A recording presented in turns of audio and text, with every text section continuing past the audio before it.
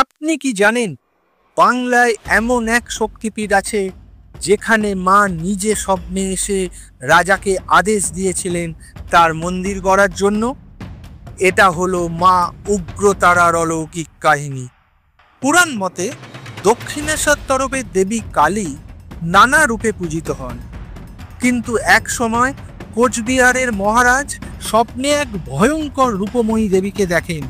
তার রূপ ছিল কালী মূর্তির থেকেও তেজময়, চোখে জ্বলন্ত আগুনের শিখা। দেবী আদেশ দেন, আমাকে প্রকাশ করো, আমি এখানে অধিষ্ঠান নিতে চাই।